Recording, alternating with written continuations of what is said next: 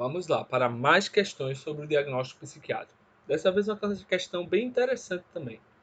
A psicopatologia é o ramo da psicologia, não só da psicologia, né? A psicopatologia ser um ramo da psicologia, muita gente discordaria, né? A psicopatologia, na verdade, é uma ciência básica, certo? Ou seja, é uma ciência à parte, mas tudo bem.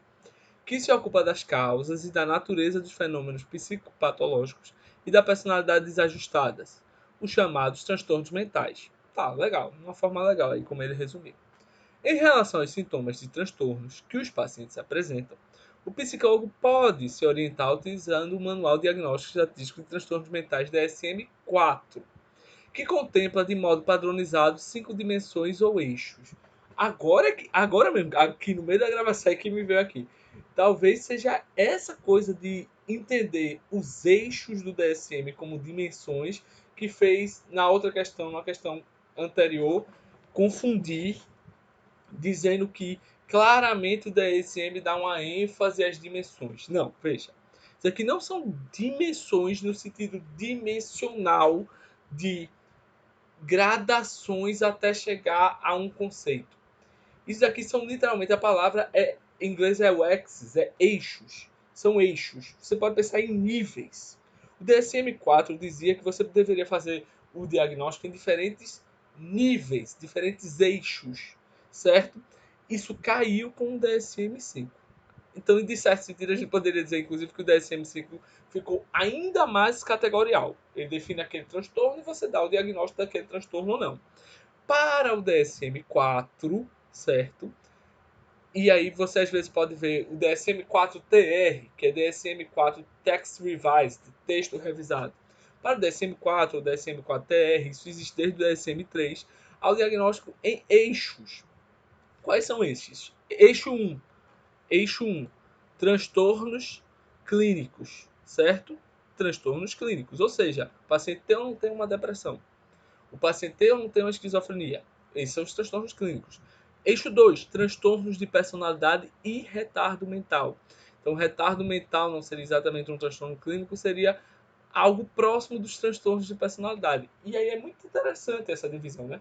Ou seja, o transtorno de personalidade é um transtorno de eixo 2 e não é exatamente igual a um transtorno clínico. Isso é muito, na verdade, tem muita implicação prática. Porque a gente pode dizer que, por exemplo, o paciente pode ter um transtorno de eixo 2, um transtorno de personalidade, como um transtorno de personalidade histriônica, e ter um transtorno de eixo 1, como um transtorno de pânico, um transtorno depressivo, entendeu? São eixos diagnósticos diferentes. Eixo 3, condições médicas gerais. Ou seja, o paciente pode ter uma depressão, uma personalidade histriônica, em outro nível a gente entender que ele tem um hipotiroidismo, uma cardiopatia, qualquer coisa. E que não necessariamente precisam se relacionar. Eixo 4, problemas psicossociais e ambientais. Então a gente pode dizer que o paciente pode ter uma depressão, transtorno de personalidade de qualquer tipo, uma condição médica geral, como um hipotiroidismo, e ter uma condição ambiental desfavorável, certo? Viver abaixo da linha de pobreza, certo? Ter um ambiente familiar conflituoso e por aí vai. Então são diferentes eixos diagnósticos, certo? E sim com uma avaliação global do funcionamento, que é uma avaliação que o DSM trazia para você pensar como é a funcionalidade da pessoa. Considerando cada uma dessas dimensões, lembrando que a palavra melhor é eixo, é correto afirmar que no âmbito de A, dos transtornos clínicos, encontra os problemas recorrentes ou crônicos que persistem ao longo da vida e que causam dano social e ocupacional. Não, não. Isso daí, na verdade, ficou meio confuso. Você está falando do eixo 4, problemas psicossociais e ambientais, deve ser alguma coisa assim, ou até mesmo os transtornos de personalidade também são transtornos crônicos que persistem ao longo da vida e causam dano social e ocupacional. Mas, como ele fala, problemas, parece mais que ele está misturando aqui o conceito de eixo 4 com eixo 1. Errado. Os transtornos de personalidade e o retardo mental encontram-se sintomas que causam aflição ou dano significante à função social e à função ocupacional, como os transtornos de ansiedade e depressão. Não, não. Misturou eixo 1, ansiedade e depressão, certo? Com eixo 2, personalidade e retardo mental, certo? Com eixo 4 também, né? Ou até mesmo eixo 5. Então, não. Letra C. Das condições médicas gerais, encontra-se o nível de funcionamento geral do indivíduo em relação às atividades sociais, ocupacionais e de lazer. Não. Ele misturou aqui eixo 3, eixo 1, condições. Me confundi todo aqui. Podia editar, mas não vou editar. Tava certo o que eu falei primeiro. Das condições médicas gerais, ou seja, eixo 3, ele misturou com o nível de funcionamento geral do indivíduo, que é o eixo 5, avaliação global do funcionamento, certo? Dos problemas psicossociais e ambientais, encontram-se problemas como fatores de estresse interpessoal, eventos negativos que podem afetar o diagnóstico, o tratamento e o prognóstico dos transtornos psicológicos. Perfeito. Definiu perfeitamente o eixo 4. Da avaliação global do funcionamento, encontram-se os transtornos físicos que podem ser relevantes para a compreensão e para o tratamento dos transtornos psicológicos. Não. Ele misturou aqui o eixo 5, avaliação global do funcionamento, com o eixo 3, condições médicas gerais, transtornos físicos que podem ser relevantes para a compreensão e para o tratamento do transtorno psicológico. Tá certo? Então a correta é a letra D. Próxima questão. Assinale a alternativa correta. A psiquiatria deve determinar, em conjunto com a sociedade, os padrões ideais de comportamento e diagnosticar todos que não se encaixam neles. Não. A psiquiatria não deve determinar padrões ideais de comportamento. Não é isso que a psiquiatria faz. A psiquiatria busca determinar, certo, transtornos mentais. Ela busca determinar padrões que causam sofrimento no paciente, que atrapalham o seu funcionamento adequado. Então, a psiquiatria não deve, olha que coisa absolutista, né? Lembra um estado absolutista aqui. Deve, autoritário, né? Em conjunto com a sociedade, determinar os padrões, diagnosticar todos que não se encaixam neles, não.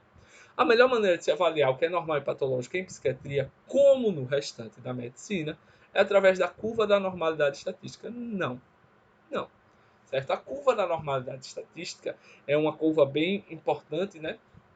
E aí a gente não deve só se basear nela, ok? Por que a gente não deve só se basear nela? Existe, se a gente considerar só o restante da medicina, não sei se você sabia, mas a maioria das pessoas tem algum tipo de problema que deveria usar lentes corretivas. Se você não usa lente corretiva, você é estatisticamente anormal. Você está fora dos, dos padrões médios, certo? Dos padrões do meio da curva de normalidade estatística. Então, não é sempre o que é estatisticamente normal que é o que é saudável ou não patológico. O mesmo vale para a psiquiatria, certo? Existem certos sintomas que, após você sofrer um estressor, a gente espera que você tenha. Isso não quer dizer que são os melhores sintomas, nem que a gente não possa denominar isso, certo?